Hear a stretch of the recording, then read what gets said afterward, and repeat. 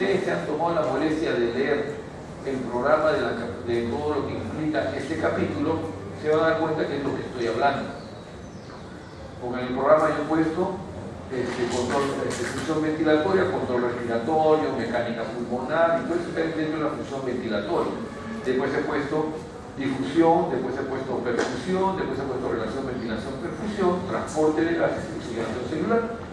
O sea, con los diferentes temas que vamos a tratar durante el capítulo, que en otras palabras es todo lo que es fisiología respiratoria.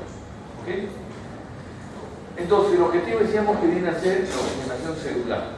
El oxígeno es un gas, ¿de acuerdo? Es un gas. Y por consiguiente, ¿en dónde se encuentra? Acá en el medio ambiente. Aquí está el oxígeno, como un gas. En este aire, porque este es el aire ambiental, además de oxígeno, ¿qué cosa más hay? Además de oxígeno, ¿qué cosa hay? Hay nitrógeno, correcto. Y además de nitrógeno, ¿qué cosa hay? CO2. ¿Qué otro gas conoces? Ozono. Perdón. Los gases nobles, ¿cómo? En menor proporción. ¿En qué proporción están? 0.01%. ¿Quién está 0.01%?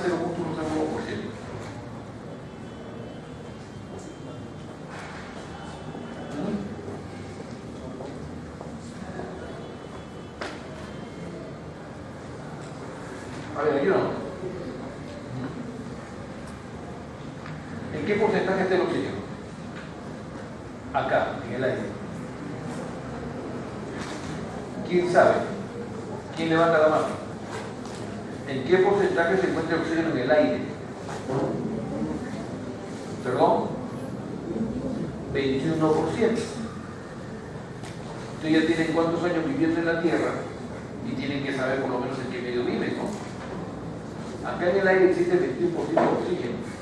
Y el oxígeno es una molécula, es un elemento, es un gas, es una molécula. Y está acá. Este oxígeno que está acá, en el 21%, ¿qué otros gases comportan esto? Alguien decía que el nitrógeno. ¿Qué porcentaje de nitrógeno hay acá? ¿Qué porcentaje?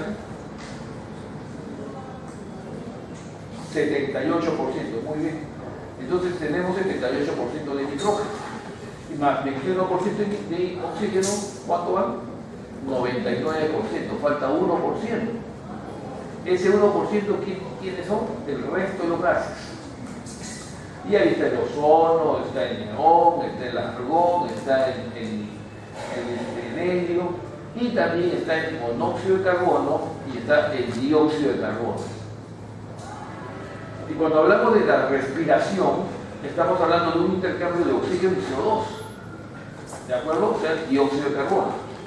Por considerar qué cantidad de dióxido de carbono existe en este medio, obviamente menos del 1%, porque es parte del 1% de otros gases. Y hablamos que el dióxido de oxígeno se encuentra, el CO2, se encuentra en 0.03%. Entonces ya tenemos 21% de oxígeno, 78% de nitrógeno, 1% otros gases, y ahí viene una serie de gases, y dentro de ellos lo que me interesa es el CO2, que se llama dióxido de carbono, que es el 0.03%. ¿Ok? Esa es la composición del aire atmosférico. Pero este aire atmosférico que está acá, obviamente tenemos moléculas. Y esas moléculas van a ingresar cuando yo respiro. Yo hago una inspiración y las moléculas van a ingresar a mi organismo. ¿De acuerdo? Y esas moléculas van a ingresar a mi organismo y se van a expresar en una presión. Entonces las moléculas de oxígeno que están entrando a mi organismo se expresan en una presión. ¿De acuerdo? Esa presión que se ejerce en ese compartimiento que es mi vía aérea, por ejemplo, se expresa, esa presión se expresa y es directamente proporcional al número de moléculas del gas correspondiente. Y es ahí cuando ingresan las diferentes leyes de los gases. Ustedes saben que existen leyes de los gases. Y la ley de los gases, obviamente, si el oxígeno es un gas, se tiene que regir a las leyes universales de los gases. Por consiguiente, dime una ley Universal de los Gases, una ley nada más. Una solamente. Mencióname el nombre nada más. Tú, una ley. Perdón, la ley de Gay-Lussac, ¿por qué? Otra ley. La ley de Boyle, y empezaron a recordar. Otra ley. Yo les pregunto esto y no tienen por qué no saber, porque ustedes han llegado a la universidad suponiendo que ya sabían esas leyes, porque esas leyes se las han enseñado en quinto de secundaria o cuarto de secundaria, y es un requisito obviamente para ser universitarios. Resulta que ahora yo necesito que hablemos de esas leyes porque estoy hablando del gas oxígeno, y es una molécula gaseosa y requiero obviamente interpretar las diferentes leyes de los gases. Otra ley. Qué fácil es decir, no sé, ¿no? Otra ley.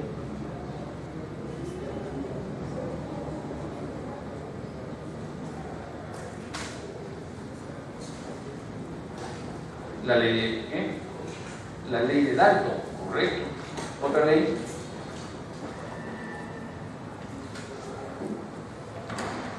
¿Quién es el último?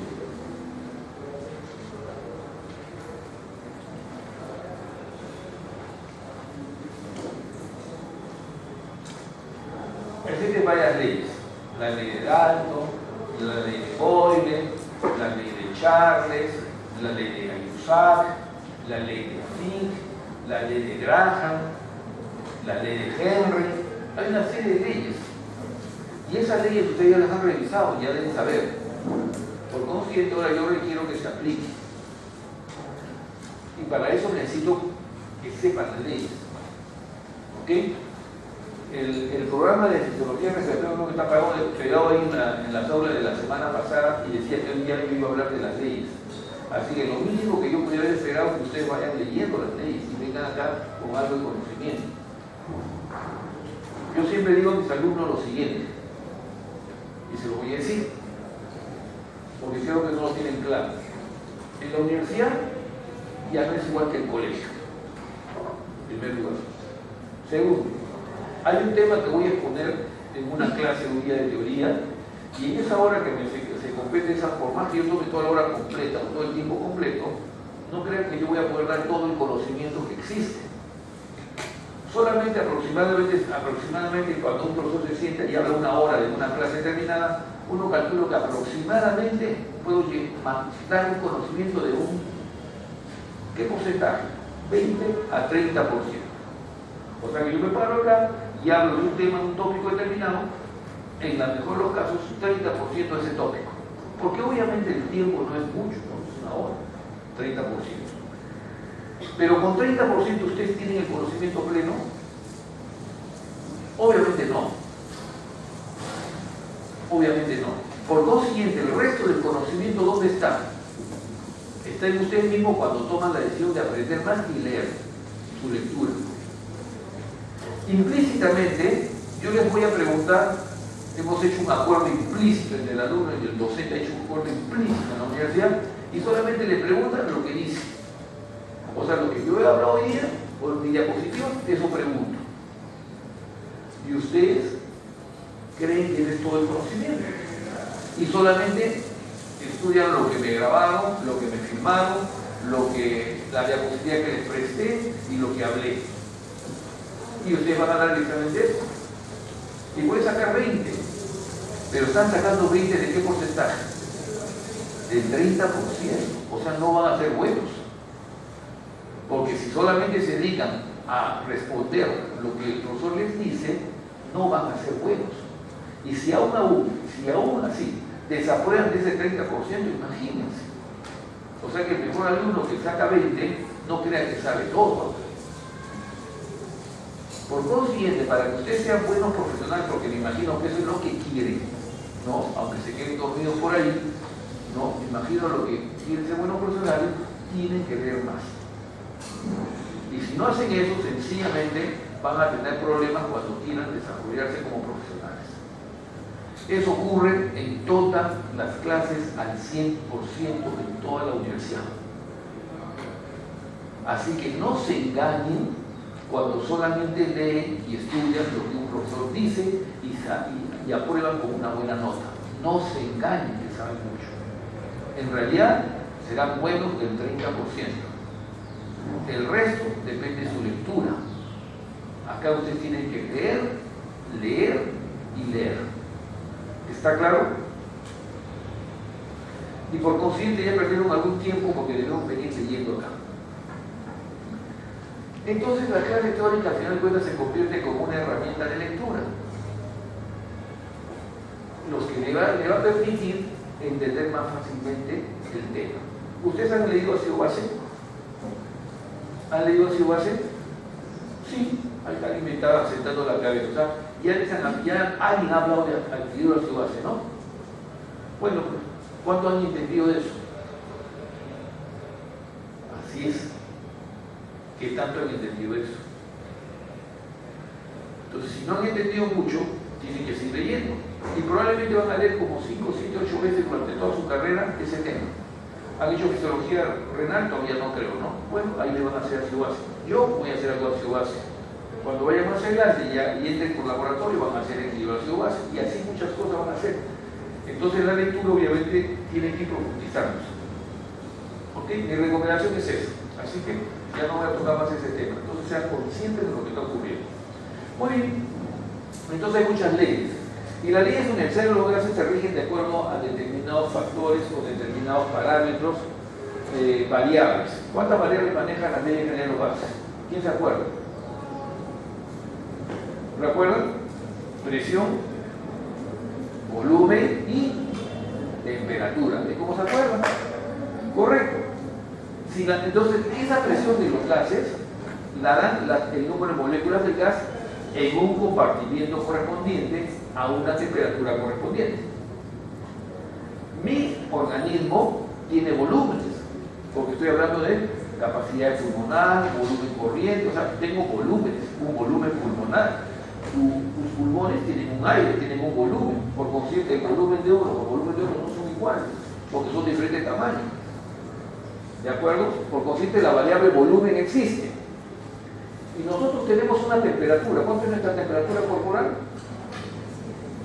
37 grados centígrados. Por consiguiente, si tengo una temperatura y tengo un volumen y tengo moléculas que ingresan, ejercen una presión. Por consiguiente, si tengo presión, tengo volumen y tengo temperatura, me voy a regir a las leyes generales de los gases. Por eso que las tengo que entender. Independientemente del nombre de la ley, porque no viene al caso, porque después lo van a revisar ustedes, las leyes dicen lo siguiente: el número molecular, la presión de un gas en un compartimiento determinado está dado directamente proporcional por el número de moléculas del gas. Si yo incremento el número de moléculas del gas en ese compartimiento, estoy incrementando la presión del gas en ese compartimiento. Eso dice la ley. Si este es un alveolo, vamos a imaginarnos todo. Esta aula es un alveolo. ¿De acuerdo? Y cada uno de nosotros es una molécula de oxígeno. Cada uno de nosotros estamos ejerciendo una presión en este compartimiento. ¿Qué pasa si acá ponemos 5.000 personas, una encima de otra? ¿Qué pasa con la presión en este compartimiento? Aumenta. Así pasa. Esa presión es fundamental en fisiología respiratoria. Es el ABC en fisiología respiratoria. Por favor, tenemos que saber. No vamos a hablar de fisiología respiratoria si no hablamos de presiones. Entonces ya tenemos claro. Ahora bien, voy a modificar la variable volumen. Cada uno de nosotros es una molécula de oxígeno en este ambiente y ejercemos una presión. ¿Qué pasa si nos quedamos las mismas personas, o sea, las mismas moléculas de oxígeno, y este volumen lo reducimos a la mitad, pero nosotros en ese volumen? ¿Qué pasa con la presión? ¿Qué pasa? Aumenta. O sea, si yo mantengo un mismo número de moléculas, pero reduzco el volumen, manteniendo constante la temperatura, porque la temperatura está cayendo, no está bajando, la presión del gas en ese compartimiento aumenta.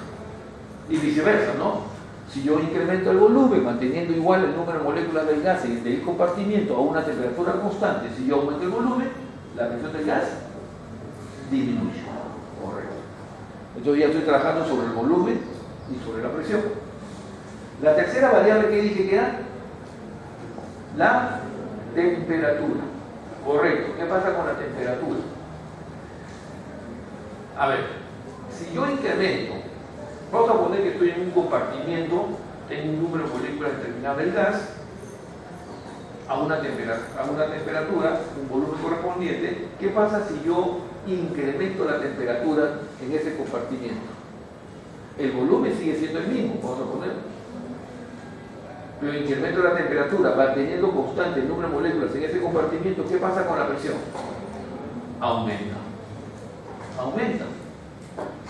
El ejemplo típico, por ejemplo, es el balón de oxígeno. El balón de oxígeno, usted ve que usted es una tecnología y por consiguiente su aplicación fisiológica tiene que estar dirigida a la tecnología, porque es mi lógica. Está estudiando tecnología médica, hay áreas de radiología, hay áreas de laboratorio, hay áreas de ocupacional y la otra es rehabilitación. Por consiguiente tiene que ir orientando el conocimiento fisiológico a lo que quieren ser. Por consiguiente, ¿qué pasa con un balón de oxígeno? Usted ha visto el balón de oxígeno, ¿qué color es? El verde, ¿no? Hay un balón de oxígeno grande, ese color verde. ¿De acuerdo? Y dice ahí, bien claro, no exponer al lugar donde exista llamas o componentes de fuego, o alejarlo del calor, dice. Precisamente por eso. Porque la temperatura lo que va a hacer es qué cosa, que incremente la presión en ese balón. ¿Y qué puede pasar si incremento la presión en ese balón?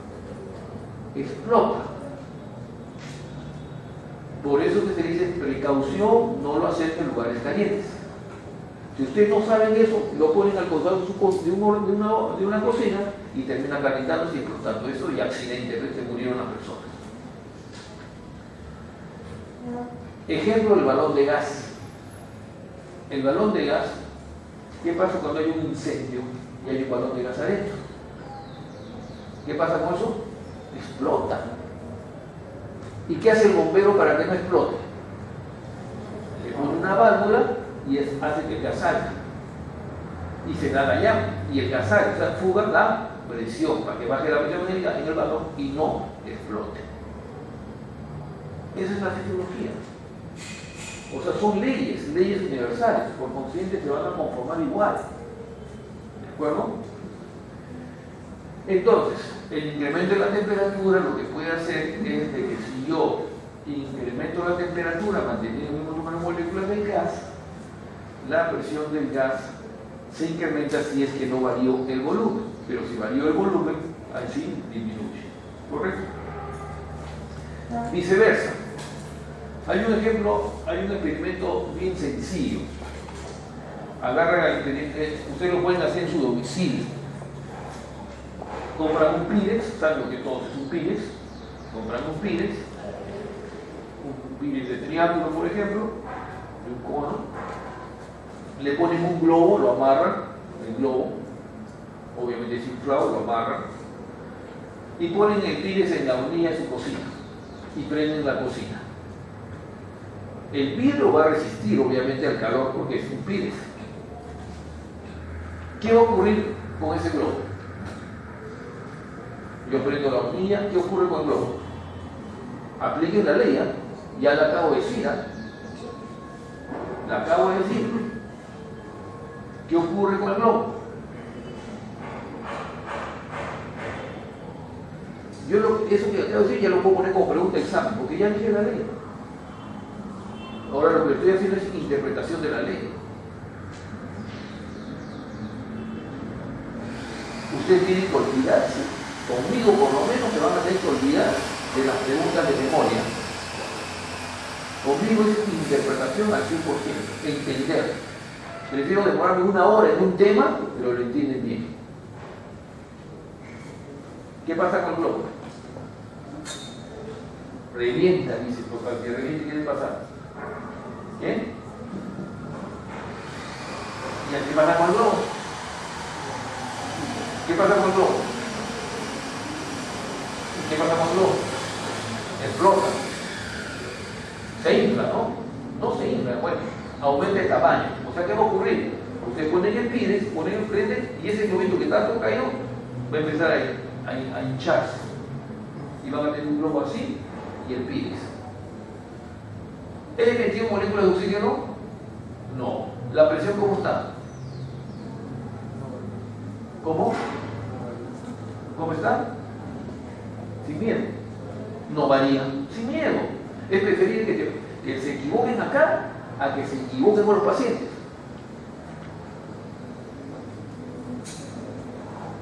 No puede ser, por ejemplo, una vez para que vean, una vez le encargan a un tecnólogo que vaya a esterilizar un endoscopio. Un endoscopio que cuesta $50.000, $70.000. ¿Y sabe qué es lo que hace? Lo mete en la autoclave a presión. ¿Y sabe lo que pasó? Se hizo chicle el endoscopio. Se hizo chicle porque lo sometió a un sistema inadecuado. A ese tecnólogo le dijeron, bueno, ahora vas a tener que pagar el precio, son $80.000. Hasta ahorita siguen trabajando solamente para pagar esa deuda. Por consiguiente, si quieren ser buenos, tienen que hacer unas cosas. En el caso de los médicos, el paciente nos endeuda, nos hace una demanda. ¿Se acabó? ¿Ok? Entonces, obviamente lo que pasa es que el globo se incrementa de tamaño, la presión se mantiene la misma, ¿y qué incrementó? El volumen. Porque si yo hubiese puesto una tapa de fierro a ese Pyrex, incrementaba la temperatura y por consiguiente el volumen era constante, ¿qué pasaba con la presión? Aumentaba y reventaba el Pyrex. Eso es lo que pasa con el balón de oxígeno o con el balón de gas cuando lo someten a calor. Le están aumentando la temperatura manteniendo constante el volumen. ¿Y qué va a pasar con el balón? Explota. ¿De acuerdo? Entonces hay que tener mucho cuidado, porque a ustedes algún día de repente les dicen, no, tío, tienen que transportar oxígeno, balones de oxígeno de Lima al Cusco. Y se van a llevar su balón sin estar bien presurizado o demasiado presurizado y se lo meten al avión y explota el avión y matan a 300 personas.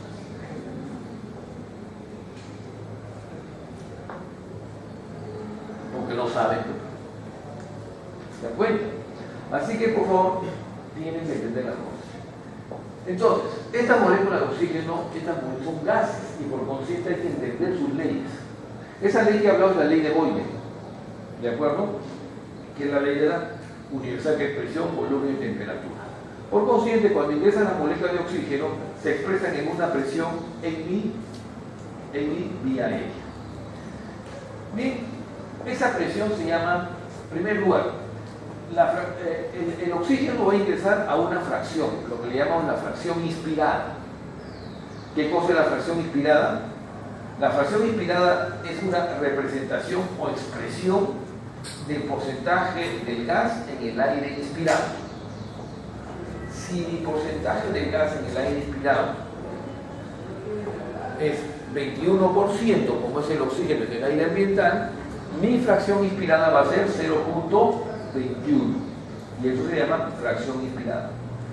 Si mi porcentaje de nitrógeno en el aire inspirado es 78%, mi fracción inspirada de nitrógeno será 0.78. ¿Está claro? Ok, dado el concepto ya vienen los problemas. ¿Qué resulta?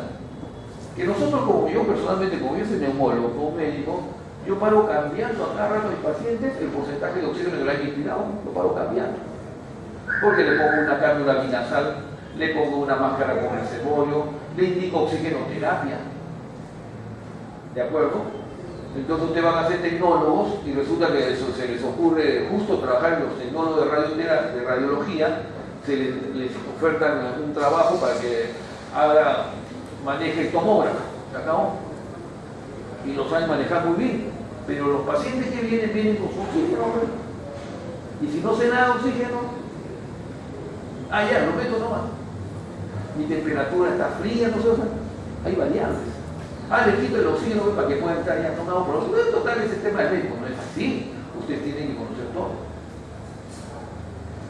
Por consiguiente, nosotros cambiamos la fracción inspirada de oxígeno cuando cambiamos el porcentaje de mezcla gaseosa.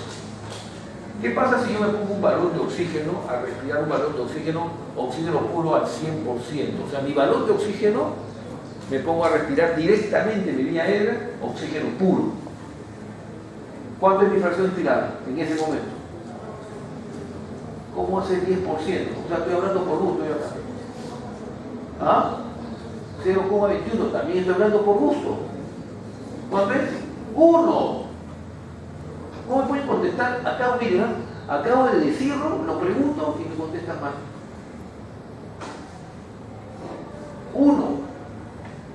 Si yo me pongo un balón de oxígeno, los que bucean, por ejemplo, se ponen un balón de oxígeno ahí en la espalda y le hacen una mezcla.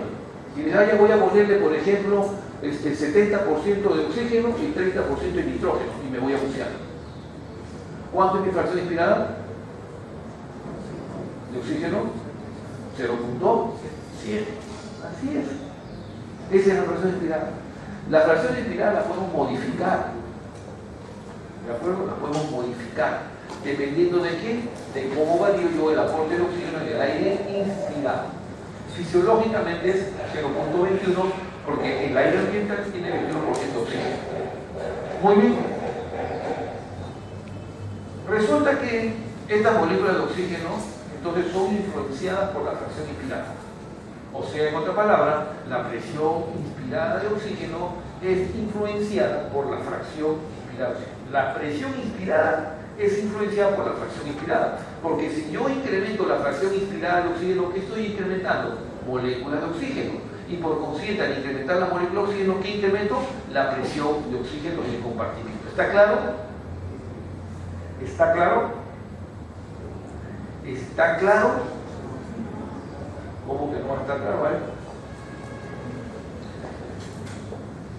Olvídense estar apuntando. Por eso lean. Están preocupados en apuntar lo que es sin entender lo que digo. Si yo digo que la presión de oxígeno en mi compartimiento, en mi vía aérea, es directamente proporcional al número de moléculas, y el número de moléculas en el aire ambiental es 21%, y por consiguiente mi fracción inspirada es 0.21, entonces aquí yo he dicho que si yo puedo incrementar el número de moléculas en el aire inspirado, al incrementar el número de moléculas, en vez de hacerlo 21%, lo llevo a 50, o 60, o 70%, lo que estoy haciendo es incrementar la fracción inspirada, ¿sí o no? Y al incrementar la fracción inspirada, como resultado de incrementar el número de moléculas en el aire inspirado, ¿qué debo incrementar? Mi presión, así. Y por consiguiente, el incremento de la fracción inspirada incrementa la presión inspirada. Eso es lo que he dicho, nada del otro mundo. Y recién estoy empezando y esta es la parte de la BCA, porque lo que viene para adelante en todos esos 2 días es producto de esta presión. Por consiguiente, si no lo entienden bien, no van a entender absolutamente nada de lo que viene. La presión entonces del gas es directamente proporcional a la fracción inspirada.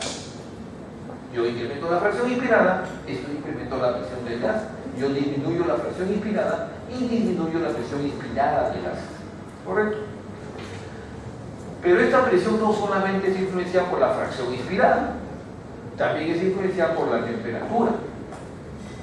Porque las leyes hablan de eso: presión, volumen y temperatura. Entonces también es influenciada por la temperatura. ¿Cómo influye la temperatura en la presión inspirada del gas?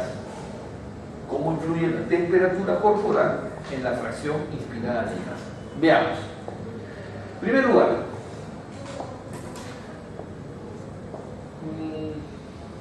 a ver, yo me imagino que la gran mayoría, por no decir todos, se bañan en la mañana, ¿no?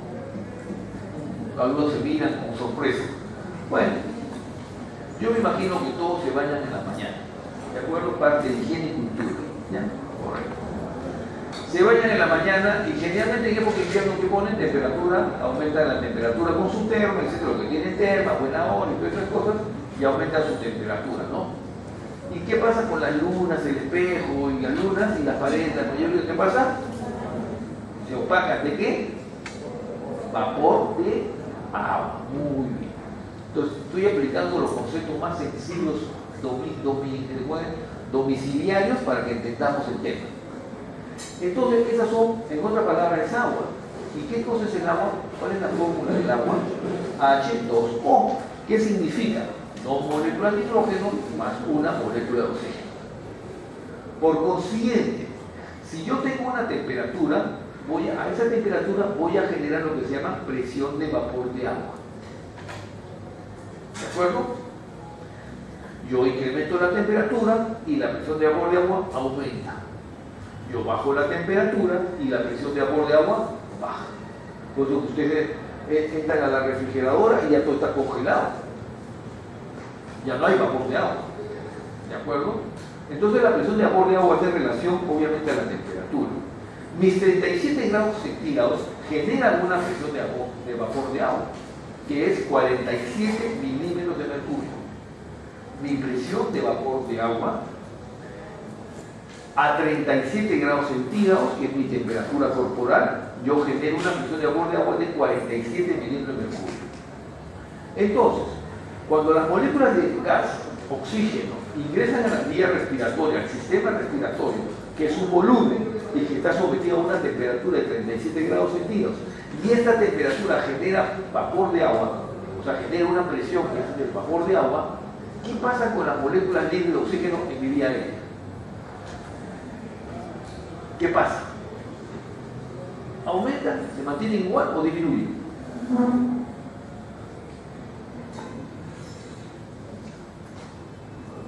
¿Qué pasa con las moléculas de oxígeno? ¿Aumentan? ¿Se mantienen igual o disminuyen?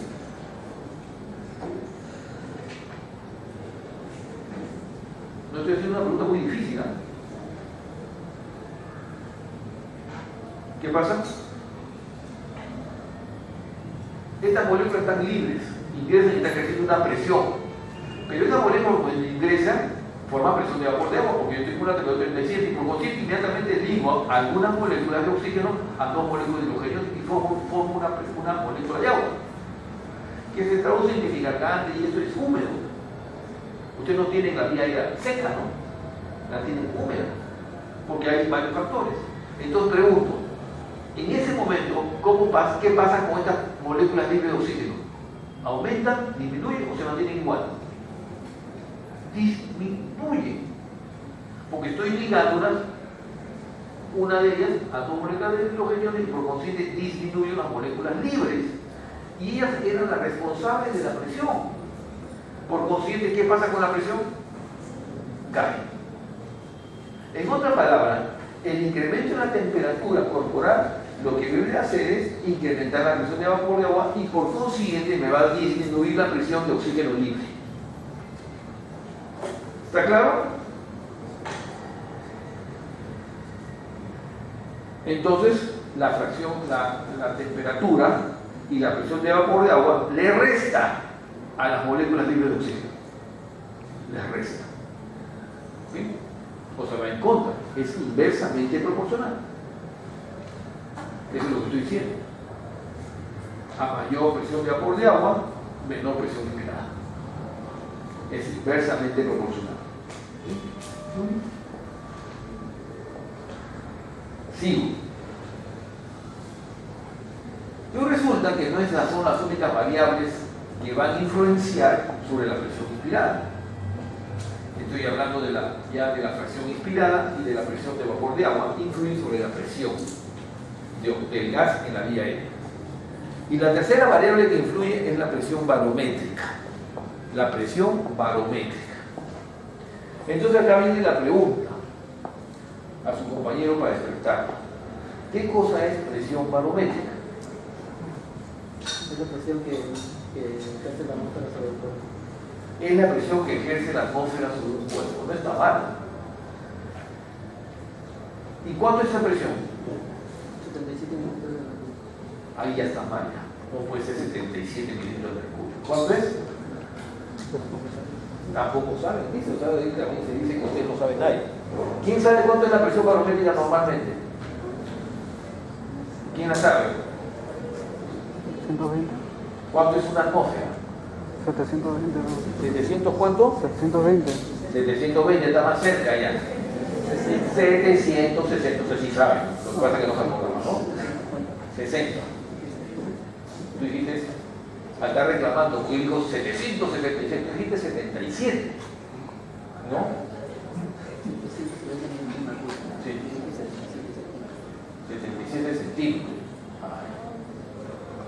no vamos a discutir.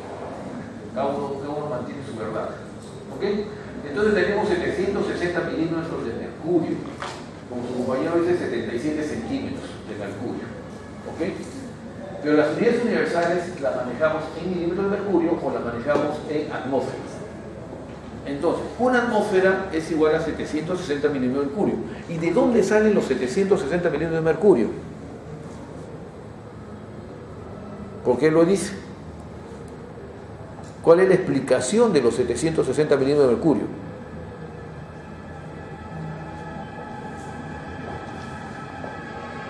¿Qué dice? Una explicación sencilla de los 760 milímetros de mercurio.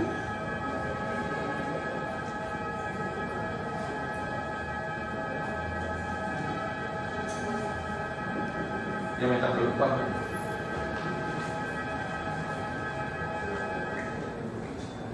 A ver, mírenme.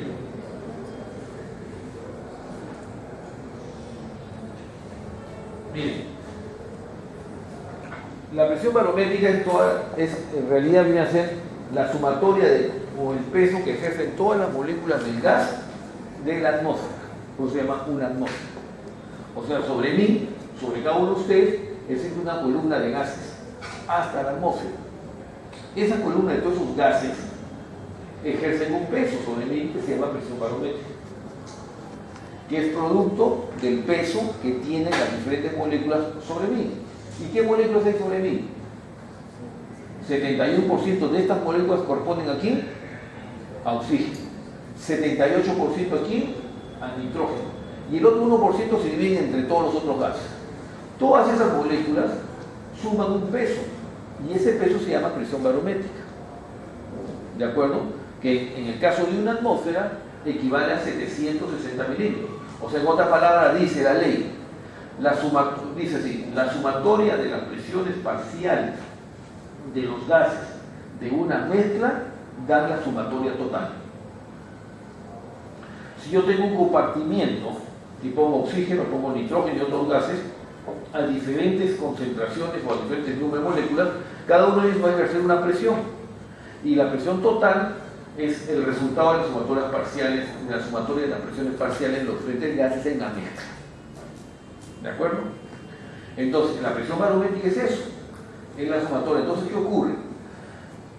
Cuando ya entendimos la presión barométrica, una atmósfera, ¿qué se expresa en esa presión barométrica? Se expresa en la presión de diferentes gases.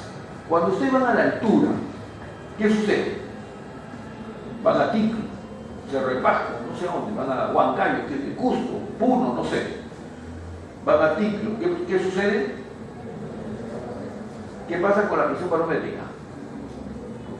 Disminuye. Porque yo a nivel del mar tengo mayor columna de gases que cuando asciendo la columna de gases disminuye. La atmósfera es la misma, ¿no? Acá está el pico y acá está el nivel del mar. Entonces, cuando estoy a nivel del mar tengo una columna mucho mayor que cuando asciendo tengo una columna menor. Por consiguiente, la presión barométrica cae en altura. Correcto.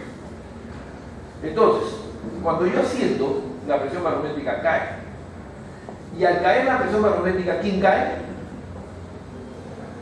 La presión inspirada, porque van a ingresar menos moléculas de oxígeno. ¿Está claro? Porque tengo menos proporción no proporción, porque tengo menos moléculas de oxígeno. ¿Está claro o no? ¿Y cuánto es la fracción inspirada de oxígeno en la altura? ¿O cuánto sería la fracción inspirada de oxígeno en la altura? Esto que les acabo de preguntar, ustedes ya estarían en la capacidad de responder sin leer absolutamente nada, simplemente haciendo un análisis de lo que he dicho. En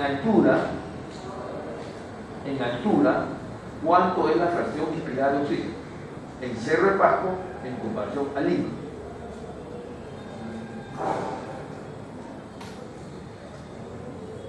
Nadie contesta. O sea que no veo que haya mucha intención de analizar.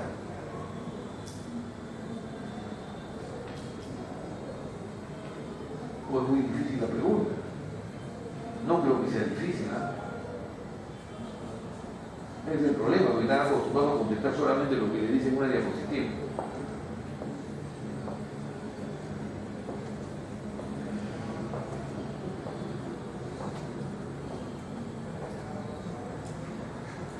¿Qué dice? ¿Cuánto es el porcentaje de oxígeno a nivel del mar? 21. ¿Cuánto es el porcentaje de oxígeno en cerro de Pasco? ¿Cuánto es el porcentaje de oxígeno en cerro de Pasco? ¿Puedo saber o no? ¿O no puedo saber? 10, dice alguien por ahí. ¿De dónde sacaste el 10?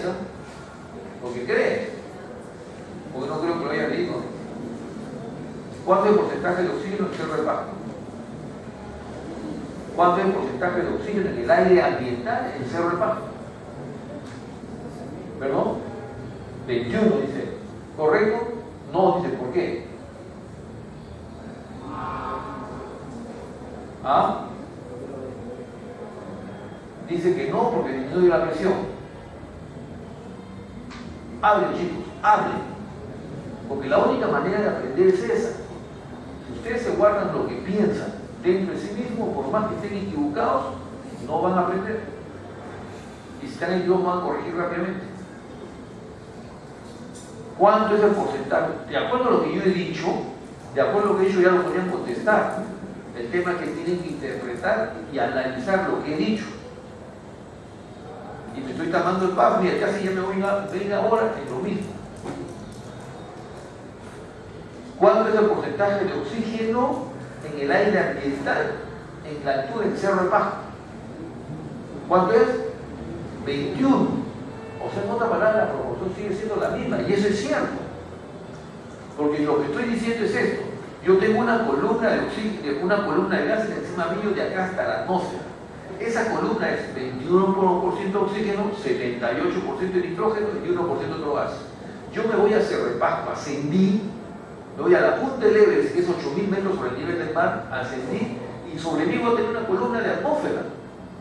Esa columna es más chica, ¿de acuerdo? Porque estoy en la atmósfera, pero sin embargo, la proporción de oxígeno en esa columna, ¿cuánto es? Igual, 21%, 78% de nitrógeno. Lo que pasa es que en altura sí van a haber menos moléculas de oxígeno. Es como que acá yo tengo 100, vamos a poner que yo acá a nivel del mar tengo 1000 moléculas.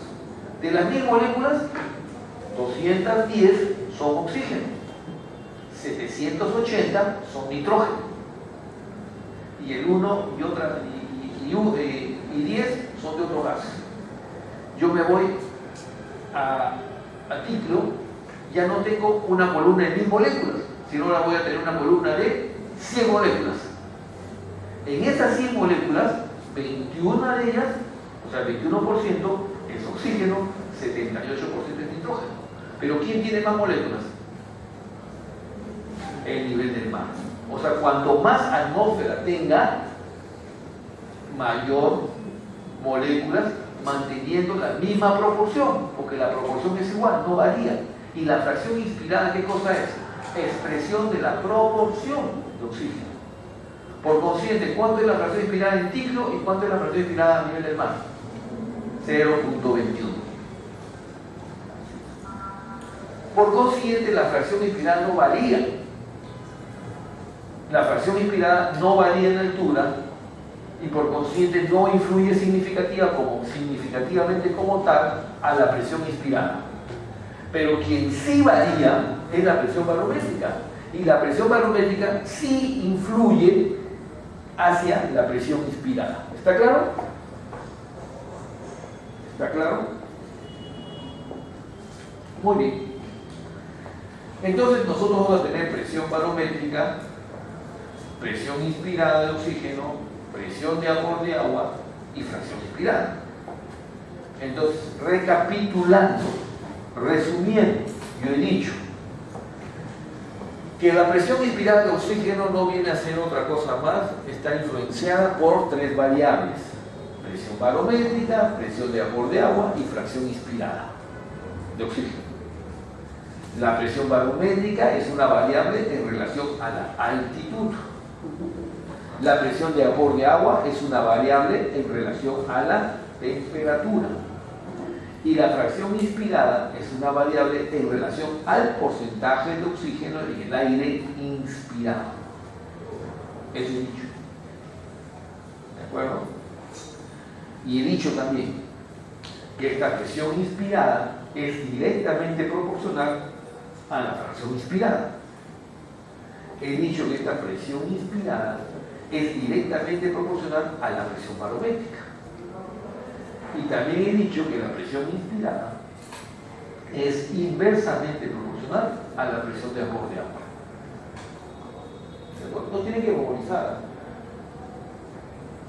No tienen que memorizar. Y tampoco están apuntando ahí tratando de... Se equivocan en una letrita y se acabó. Su concepto es diferente. Y cuando yo les voy a preguntar en el examen, no les voy a preguntar, díganme usted cuánto es el porcentaje de oxígeno en el aire inspirado, eso no voy a preguntar. Lo que voy a preguntar es interpretación de los conceptos. O sea, si entienden, bien, si no entienden, desaprueban. ¿De acuerdo? Ok. Muy bien. Es así que uno tiene lo siguiente. Dice, la presión inspirada de oxígeno es igual a la presión barométrica menos la presión de vapor de agua. Y todo ello multiplicado por la fracción inspirada. Vuelvo a repetir, la presión inspirada de oxígeno es igual a la presión barométrica menos la presión de vapor de agua. Y el resultado de eso multiplicado por la fracción inspirada de oxígeno. Entonces, de acuerdo a eso, ¿yo puedo calcular la presión inspirada de oxígeno en mi persona? Sí, porque conozco la presión barométrica, sí, porque conozco la temperatura y la presión de vapor de agua, y sí, porque conozco el porcentaje de oxígeno en el aire inspirado. Entonces reemplacé la fórmula. ¿Cuánto sale? ¿Cuánto sale? 760 milímetros de presión barométrica menos 47 milímetros de presión de vapor de agua multiplicado por 0.21, que es la presión inspirada. ¿Cuánto sale eso? ¿Cuánto sale?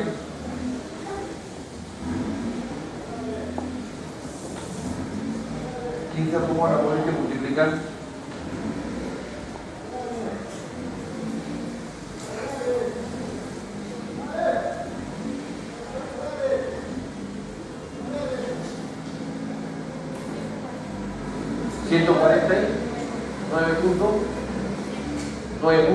$143.7 milímetros de mercurio. Entonces redondeen lo que es a 150.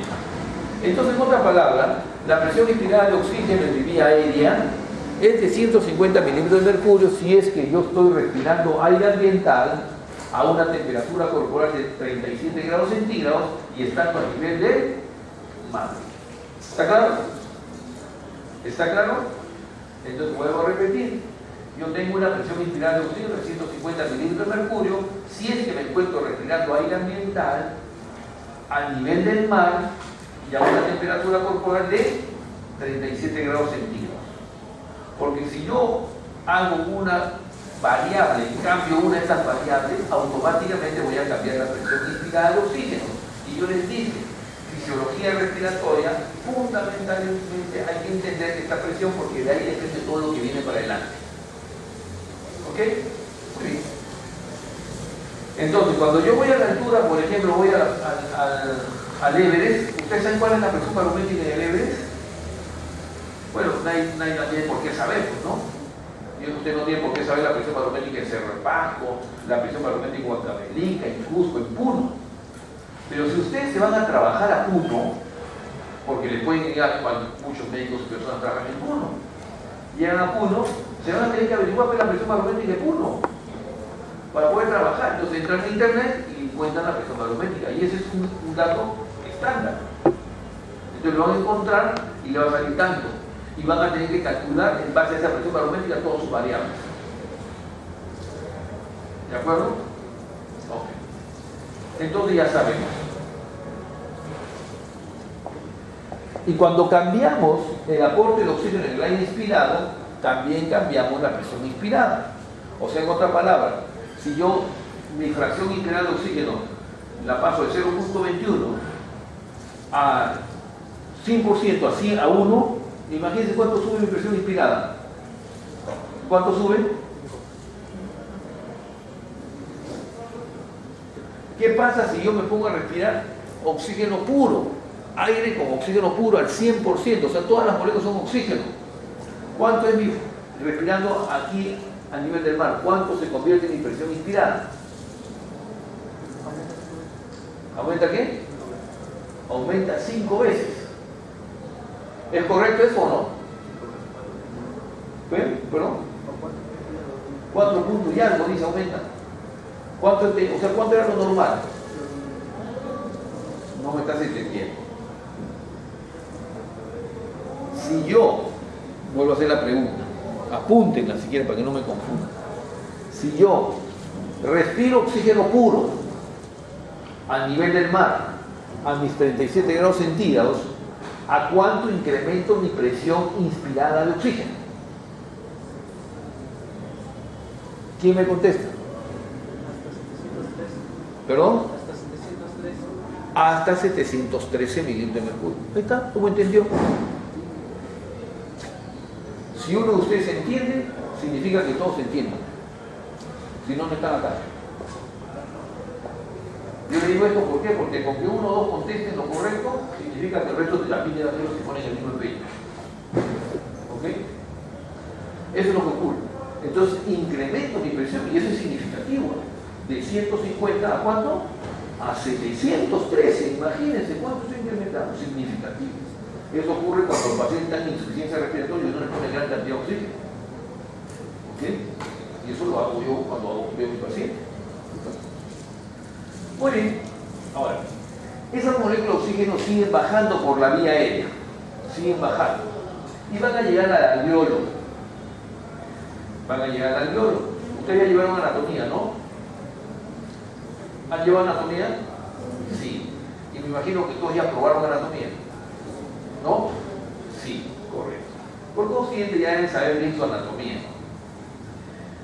Recuerden que la vía aérea, la tráquea se va bifurcando en su bronquio principal derecho, bronquio principal izquierdo, el bronquio principal derecho se sigue dividiendo, y el izquierdo también se sigue dividiendo. No voy a preguntar porque de repente encuentro otro tema que no va a llegar a nada. Aunque puedo preguntar en cuántos bronquios se divide el bronquio derecho y en cuántos bronquios se divide el bronquio izquierdo. Deben saber, ¿no? Si han aprobado anatomía. Ojo. Lo corto que se sigue dividiendo llega al bronquiolo terminal. El bronquiolo terminal aproximadamente está en el 16º a 17º orden de bifurcaciones. El bronquiolo terminal. Y el bronquiolo terminal es un bronquio donde todavía es vía aérea, de conducción. Y a partir del bronquiolo terminal, ¿quién sigue? El bronquiolo, su anatomía. Bronquiolo respiratorio. Y luego los bronquiolos respiratorios, ¿quién viene? Los sacos, ductos y sacos alveolares. ¿Correcto? Y ahí viene el intercambio gaseoso. No voy a especificar más porque ya no tenía que dar en una clase de anatomía y tampoco es el hecho. Después que ustedes aprendieron anatomía. Entonces, estas moléculas de oxígeno siguen bajando y llegan hasta el alveolo y se expresan en una presión alveolar. Presión alveolar de oxígeno. Presión alveolar de oxígeno. ¿Qué cosa es la presión alveolar? La presión alveolar son las moléculas de oxígeno libre que se encuentran en el alveolo y ejercen una presión. Esa es la presión alveolar. Y se puede calcular. La presión alveolar es igual a la presión inspirada menos la presión arterial de CO2 entre una constante que es 0.8. Vuelvo a repetir la fórmula, es una fórmula. La presión alveolar de oxígeno. La presión alveolar de oxígeno es con A mayúscula. La presión alveolar de oxígeno es una P con A mayúscula. Presión alveolar. Es igual a la presión inspirada, que es una P con una I latina. Presión inspirada de oxígeno menos la presión arterial. Presión arterial es una P con una A minúscula. Entonces, A minúscula es arteria. A mayúscula es alveolo. ¿De acuerdo? Son siglas internacionales. Entonces, repito, la presión alveolar de oxígeno es igual a la presión inspirada de oxígeno menos la presión arterial de CO2 entre una constante que es 0.8. Esa constante es el índice respiratorio, que ya más adelante, si tienen interés a verlo, lo puedo decir, que es una constante. Por consiguiente, si yo reemplazo los valores, puedo encontrar la presión alveolar de oxígeno. Y para encontrar la presión alveolar ya conozco la presión inspirada, que es 150. ¿Qué me faltaría conocer? La presión arterial de CO2. ¿Cuánto es la presión arterial de CO2 en metabolismo basal? Es 40 milímetros de mercurio. ¿Ok? La presión arterial de CO2 es de 40 milímetros de mercurio. Entonces yo puedo calcular la presión alveolar. ¿Cuánto sale? Ya están calculando, muy bien. ¿Cuánto sale? ¿100 cuánto? ¿Cómo hace 135? No puede ser. ¿Ah? CO2, la presión arterial de CO2 es 40. Entre 0.8, ¿cuánto es? 40 entre 0.8 es 50. Y si la presión inspirada era 50, era 150, ¿cuánto es la presión alveolar? ¿Cuánto es? 100 milímetros de mercurio.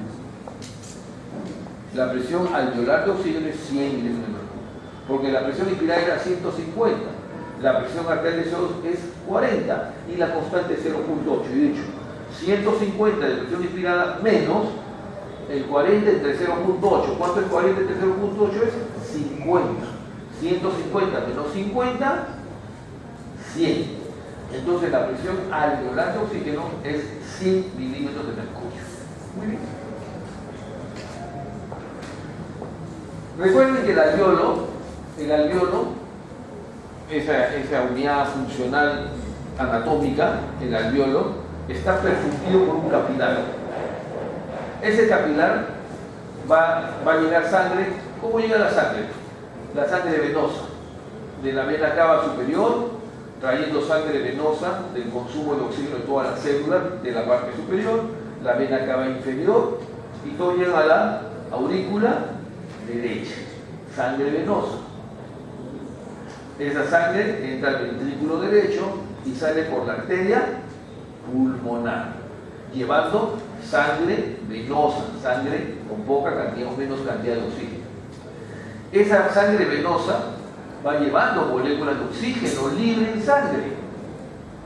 Como son moléculas libres, se expresan en una presión, que es la presión venosa de oxígeno, como que es la presión venosa de CO2, o sea, una P grande mayúscula con una V, oxígeno, presión venosa de oxígeno, o una P grande con una B, una V, que es presión venosa de CO2. Entonces, el alveolo se va a enfrentar en el alveolo moléculas de oxígeno en el alveolo, que se llama presión alveolar de oxígeno, como moléculas de CO2, que se llama presión alveolar de CO2. Viene la sangre venosa y se expresa presión venosa de oxígeno y presión venosa de CO2. Se da el intercambio gaseoso en esa membrana alveolo-capilar y como producto de ello sale en el capilar de la vena pulmonar al otro extremo, llevando sangre oxigenada, recuerden su circulación menor. Y en esa sangre, en esa vena pulmonar, van a encontrar presión arterial de oxígeno y presión arterial de CO2, porque es una sangre arterial en un sistema venoso. ¿Recuerdan o no? ¿Recuerdan o no? Digan sí, por lo menos. ¿Ok? Entonces la sangre de la vena pulmonar está recogiendo sangre arterial que sale de los pulmones con sangre oxigenada. Por eso que se llama presión arterial de oxígeno y presión arterial de CO2. ¿Y a dónde llega? A la aurícula izquierda, ventrículo izquierdo, y sale por la arteria aorta, sangre oxigenada. Y esa sangre está llevando moléculas libres de oxígeno que se expresan en una presión que se llama presión arterial de oxígeno y presión arterial de CO2. ¿Está claro? Resulta que lo que hace pues este laboratorio, llega a un laboratorio y va a venir el médico y le dice, hágame análisis de gases arteriales y le da una orden. ¿Qué significa? Gases arteriales. O sea que voy a tener una muestra de sangre arterial en la cual voy a medir los gases. ¿Y qué miden? Miden presión arterial de oxígeno y presión arterial de sodio. O sea que lo que estoy hablando no es algo esotérico, no es algo en la nube. Ah, eso, ¿para qué me habla? Yo quiero ser tecnólogo. Dice, no, yo no estoy para esta vaina. Mentira, porque lo que estoy hablando es pan de todos los días. No puede usted salir y aprobar fisiología respiratoria si no sabe eso. Se los digo. Se los digo, porque es como quien decir, aprenda la presión arterial. ¿Han llevado cardiología ya? Ya, o sea, ustedes saben qué cosa es el gasto cardíaco. ¿Y saben cuánto es el gasto cardíaco normal? ¿Cuál es la fórmula del gasto cardíaco?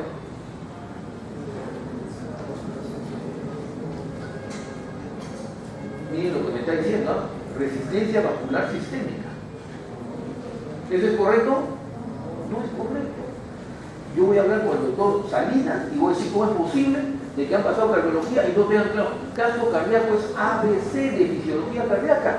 ABC, ABC, es como preguntarle su apellido y su nombre a ustedes. ¿Cuál es el gasto cardíaco?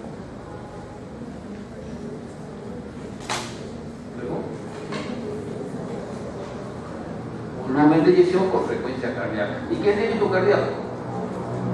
¿Y qué es débito cardíaco? Lo mismo, es un sinónimo. Gasto cardíaco o débito cardíaco. Por consiguiente, de pronto gasto cardíaco me dice volumen de eyección por frecuencia cardíaca. ¿Y qué es débito cardíaco? No sé, me dice. Cuidado. Entonces, obviamente, es ABC, ¿de acuerdo?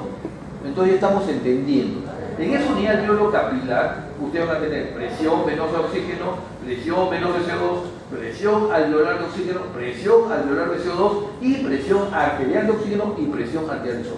Porque estamos trabajando con dos moléculas, oxígeno y CO2. Por lo tanto, tengo que tenerlas claras. ¿Ok? Muy bien.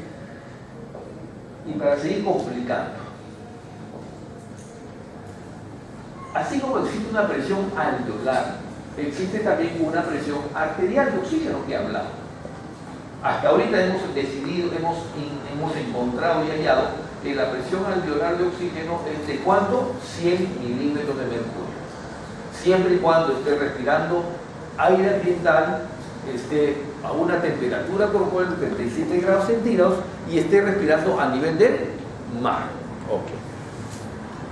Entonces la pregunta ahora es ¿cuánto es la presión arterial? ¿Cuánto es la presión arterial? Porque esta es la más importante de todas. Entonces viene un concepto que se llama gradiente alveolo arterial de oxígeno. La gradiente alveolo arterial de oxígeno es la diferencia entre la presión alveolar de oxígeno y la presión arterial de oxígeno. Eso se llama gradiente alveolo arterial de oxígeno. La diferencia entre la presión arterial de oxígeno y la presión alveolar, perdón, entre la alveolar y la arterial. Eso se llama gradiente alveolo arterial. Y tiene un valor normal fisiológicamente hablando. Ese valor es de 0 a 20 milímetros de mercurio. Entonces, si yo tengo una presión alveolar de oxígeno de 100 milímetros de mercurio y tengo una gradiente alveolo arterial de oxígeno que normalmente debe ser de 0 a 20 milímetros de mercurio, la pregunta que viene en este momento es que me digan cuánto es la presión arterial de oxígeno normalmente. ¿Cuánto es? ¿Cuánto es? ¿Cuánto es? Pero no lo escucho. Entre 80 y 100 milímetros de mercurio. Muy bien, correcto, correcto, felicitaciones. Y simplemente es una subirrecta, ¿no? Entonces, ¿qué significa? Que mi presión arterial de oxígeno normalmente es de 100 a 80 milímetros de mercurio. Esa es la presión arterial de oxígeno. Y esa presión arterial de oxígeno está expresando las moléculas libres de oxígeno en la sangre arterial. ¿Está claro? Muy bien. esa presión es fundamental, ¿eh? Esa presión va a ser de que va a depender de cuántas moléculas de oxígeno ingresan a la hemoglobina.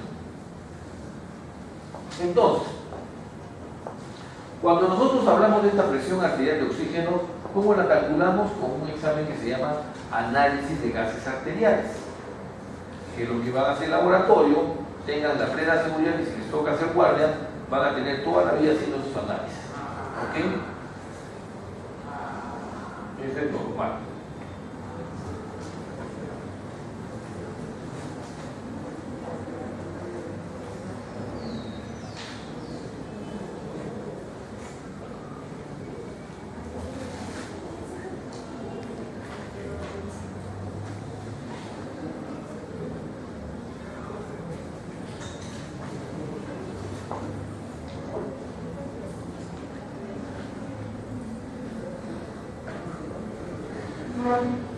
Ya, miren, solamente para repasar esta parte.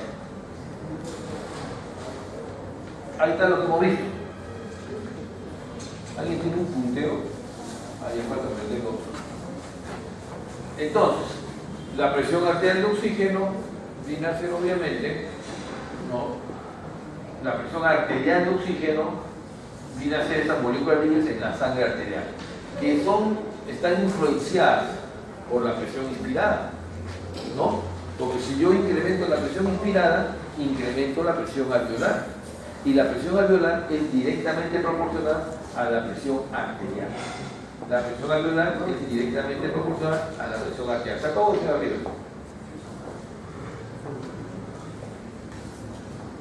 Está prendido.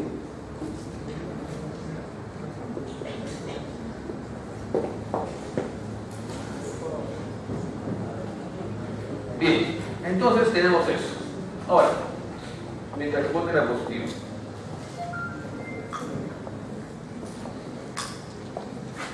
De esta presión alveolar va a depender la saturación de la hemoglobina. Entonces acá vienen otros términos nuevos. ¿Ok? Otros términos. Ahí está, ahorita aprende ya. Los veamos. Primero, ¿qué cosa es saturación? ¿Ustedes han hecho hematología?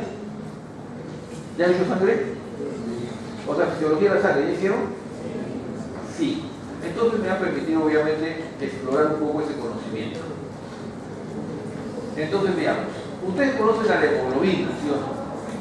Ya. La hemoglobina es una proteína que tiene una proteína del grupo E y las globinas, y pues se llama hemoglobina. Y el grupo N es el hierro, y por consiguiente ustedes ya conocen el depósito del hierro. Saben que el hierro obviamente no lo producimos nosotros, sino viene de la dieta. Y se absorbe el hierro, la transferina, los depósitos de hierro, y todo eso ya que ustedes conocen, y que se forma el grupo N. Este grupo N se une a sus 4 globinas y forma la hemoglobina. A ver, acá empecemos. De esta hemoglobina, acuérdate de la hemoglobina, ayúdame. La hemoglobina, ahora nadie, la próxima clase nadie se queda sentada acá adelante, ¿no? De la hemoglobina, ¿cuál es? Dime una función de la hemoglobina. Transporte químico, de estudiantes eficientes, de oxígeno. Transporte de oxígeno. Otra función de la hemoglobina. ¿Perdón? Transporta sangre, dice la hemoglobina. ¿Dónde sacó eso? ¿Cómo va a transportar sangre? ¿Quién les enseñó sangre? ¿El doctor Ortiz o...? ¿El doctor Díaz? Ortiz. No, yo mañana voy y le voy a decir al doctor Ortiz, ¿cómo es que un alumno diga que la hemoglobina transporta sangre? No puede ser. Otra función de la hemoglobina.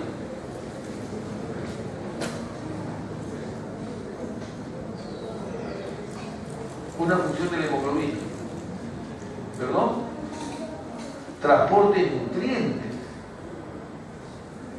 La hemoglobina tiene 2 funciones importantes. La más importante, transporta oxígeno.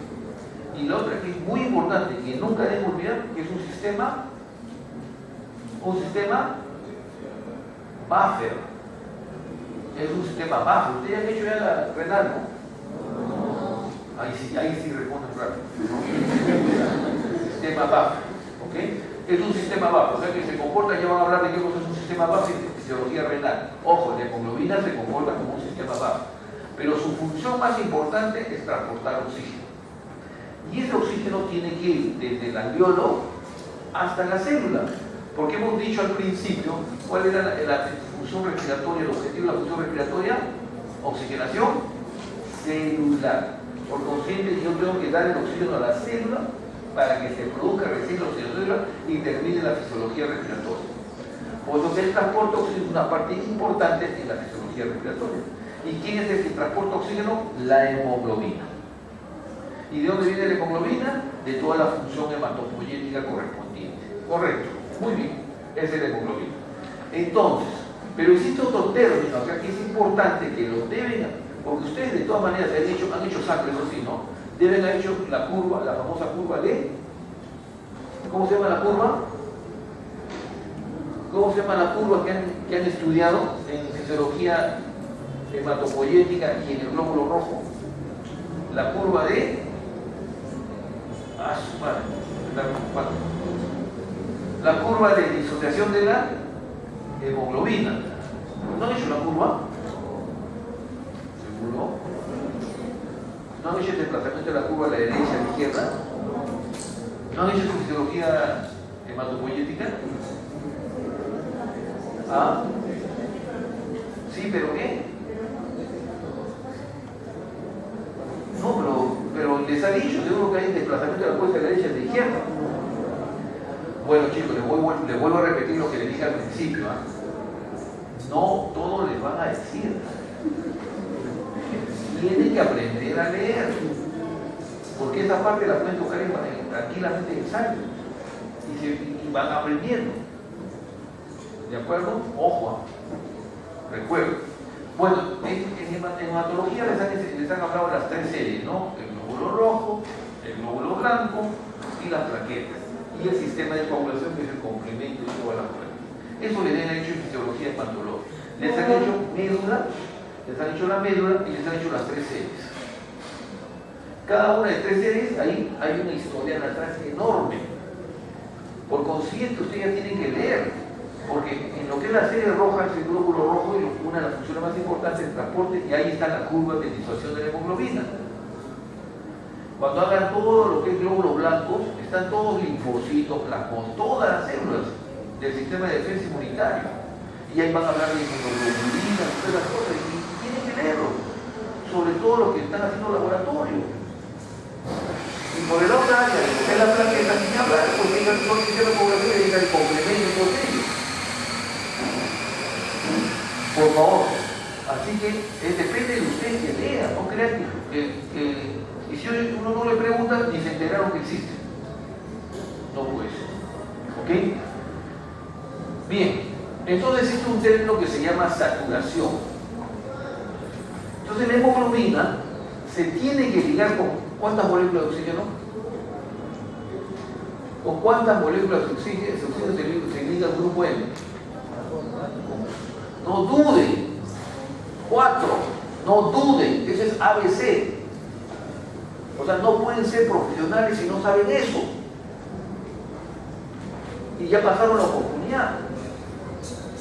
O sea, acá, por favor, hay cosas muy elementales que me sorprende que no me respondan. ¿De acuerdo? Bien, entonces esta hemoglobina se liga con moléculas de oxígeno y eso se llama saturación. En otras palabras, la saturación es el porcentaje de ocupación que tiene la hemoglobina con moléculas de oxígeno. Porque una vez que se satura, o sea, se liga a la hemoglobina, esa hemoglobina es el transporte más eficiente del oxígeno y por consiguiente es el oxígeno que va a llegar a la célula.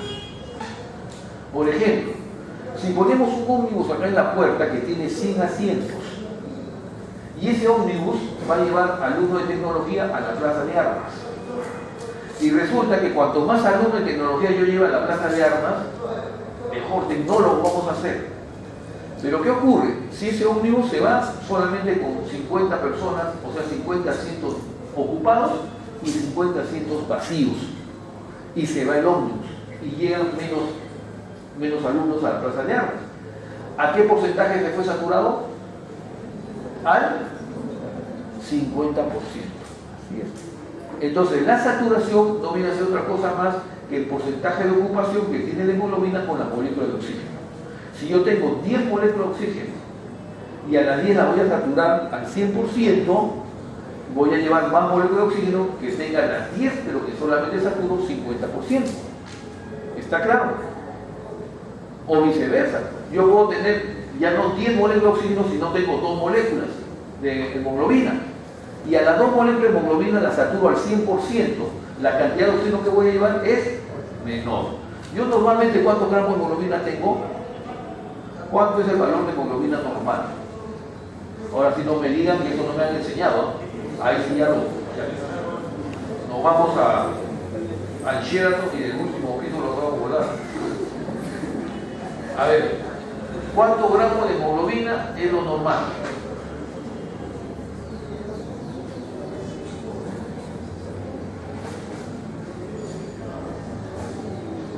¿De qué hay de radiología? Adelante, además no hay alguien que es de laboratorio. Muy bien. ¿Cuántos gramos de hemoglobina tiene la persona? Normalmente. ¿Perdón? 14, dice, ¿cuándo ponerle 15 gramos? ¿De acuerdo? 15 gramos es el valor de la hemoglobina normalmente. Ahora, el hecho que yo sea de terapia ocupacional, que sea de rehabilitación, que sea de radiología, no exime que no sepa eso. ¿De acuerdo? Porque igual es personal de salud. Ustedes son personal de salud, así que por favor tienen que saber. Además, pues, ¿saben que hay exámenes en que yo necesito tener buena hemoglobina? Y si no, no me pueden hacer examen. Entonces, si yo soy de radiología y me ponen a crear un equipo que se llama gammagrafía de ventilación y perfusión, bueno, pues ella va a tener que preguntarle al paciente cuánto es su hemoglobina para poder aplicar y hacer buen procedimiento radiológico en una gammagrafía de ventilación y perfusión. Y si no sabe qué es la hemoglobina, no le va a interesar preguntar y sencillamente su procedimiento va a ir mal. Así que no exime, ¿de acuerdo? ¿Ok? Muy bien. Entonces, 15 gramos. Esos 15 gramos yo los tengo que saturar al 100% con molécula de oxígeno para poder transportar oxígeno idealmente. ¿De quién va a depender cómo saturo la molécula de oxígeno? Depende de esa presión. Depende de la presión. ¿Ok? Por ejemplo,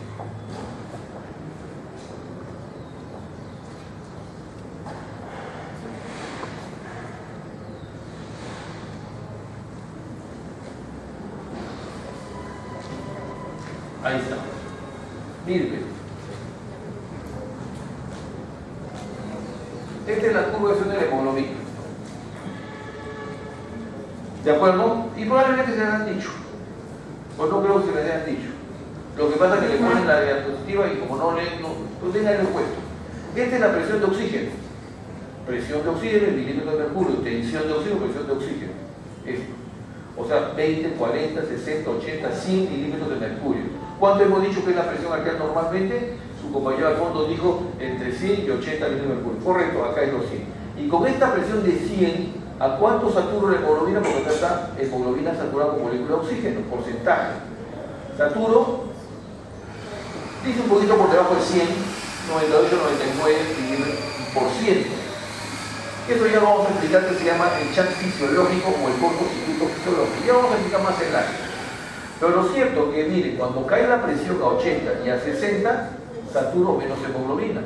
Y si sigue cayendo la presión a 40, saturo menos hemoglobina. Y si sigue cayendo la presión, saturo menos a la hemoglobina como el oxígeno. O sea que la molécula de oxígeno, la hemoglobina se va a saturar dependiendo de quién? De la presión de oxígeno. Y la presión que son moléculas libres de oxígeno. Y esa presión arterial, ¿de quién dependía? De la presión alveolar.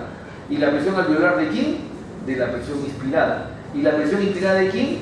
De la presión barométrica, de la presión de vapor de agua y de la fracción inspirada. La fracción inspirada del porcentaje de oxígeno en el aire inspirado. La presión barométrica, la presión de vapor de agua de quién? De la temperatura corporal. ¿Y la presión barométrica de quién? De la altitud.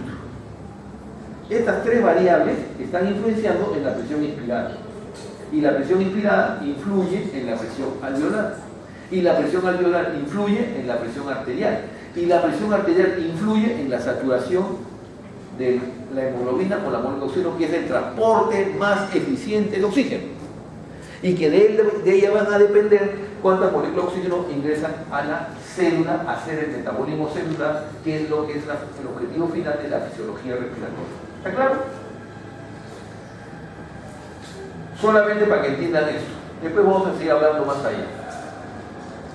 Entonces, fíjense lo importante que es, mira, aquí se ve PO2 crítica. O sea, yo no puedo permitir que mi presión arterial sea menos de 60, porque 60 significa saturación aproximadamente del 90%. O sea, yo no puedo permitir que mi paciente tenga una saturación menos del 90%. No puedo permitir eso. ¿De acuerdo?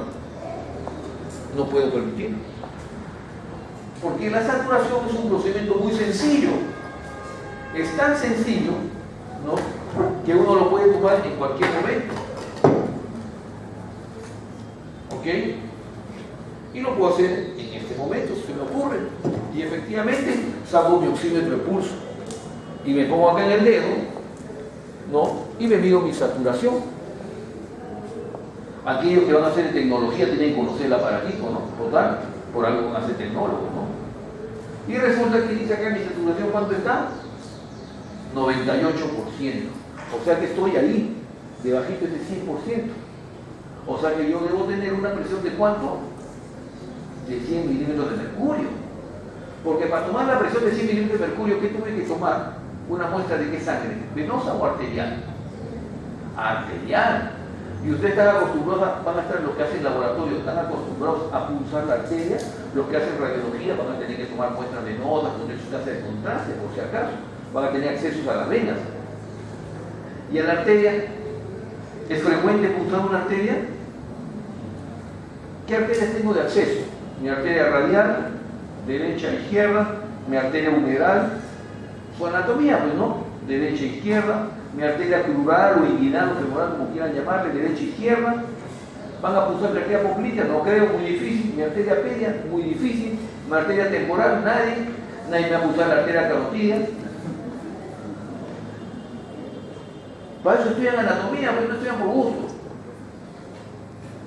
Entonces me quedan solamente accesos de 4 lugares: radial, humeral y femoral. Pero ven, así me pulsan a cada rato. A todos ustedes han sacado examen de sangre venosa para hacer su ingreso a la universidad y su certificado médico. A todos, sin excepción. Pero a ninguno han pulsado la arteria. Entonces, para averiguar este valor de presión arterial, yo necesito la arteria. Y que me va a reflejar la saturación. Pero con este aparatito, me he pulsado la arteria. Así es. Y lo puedo usar cuantas veces quiera.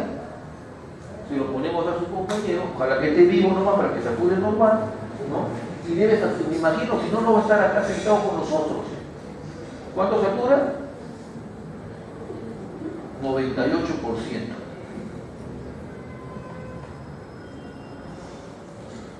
Entonces, yo cuando veo a mi paciente, le pongo esto, y cuando esta saturación esté en 90%, ¿qué significa? Que la presión está en ¿cuánto? ¿Y qué dice ahí? Crítico, se muere la persona, se muere la persona. Entonces resulta que llega, le va a tomar una tomografía a su compañera, a un examen radiológico, le pone el oxímetro y le sale 80%, pero como no ha venido a la clase y no me está prestando atención, no pasa nada, ella se va a preparar su equipo, ¿no? Y bueno, el paciente se le muere, porque no sabía. Porque después nadie le va a decir, pues. Y si yo no lo digo, era tema de ustedes que tenían que leerlo, ¿no? ¿Qué? No estoy hablando nada que no les sea útil. O sea, si no hay nada que fisiología es ario, que no, hay que aprovechar, hay que aprobar, no importa saber, hay que aprobar. Sí importa saber. ¿De acuerdo? Muy bien, entonces ya sabemos la saturación. Ya sabemos la presión y ya sabemos. ¿Cómo funciona esto? ¿Cómo funciona? Miren,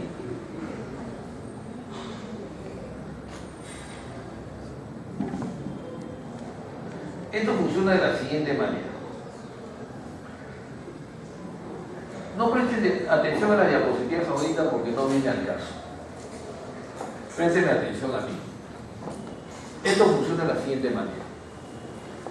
Ahora vamos a aplicar lo que he hablado en esta hora, casi ya 2 horas, hora y media más o menos. Vamos a aplicarlo en la siguiente hora. Aplicarlo. Si me han entendido, caminamos. Si no me han entendido, lo que no me han entendido y están ahí que ya después lo entenderá el doctor, van a tener problemas. Primero, resulta que me voy a poner a hacer ejercicio y empiezo a consumir oxígeno. Porque mis células, vamos a poner que yo empiezo a hacer ejercicio muscular, mi brazo. O empiezo a jugar pelota o hacer básquet, o lo que ustedes quieran, hago una actividad física. Ese músculo necesita energía para contraerse. Ustedes han hecho ya fisiología, han hecho anatomía. Y en anatomía les han dicho cómo es el músculo, la fibra esteada, y han visto que consume una energía, ¿sí o no? Yo ya no voy a ponerme a hablar de eso, porque para eso ya lo he estudiado. ¿De acuerdo? Entonces, esa energía, para que pueda hacer esa actividad física, ¿qué necesita? Energía. ¿Y la energía de dónde viene? ¿De dónde viene la energía? ¿Perdón? Ya sé, pero ¿cuál es el evento que la energía? ¿Cómo se llama? Es producto de un metabolismo. Del ciclo de Krebs. ¿Qué da el ciclo de Krebs? ATP. ¿Y por qué contestó? Ya les han hablado del ATP, ¿no? Y me imagino que les han hablado del ciclo de Krebs. Creo que han llevado bioquímica o no.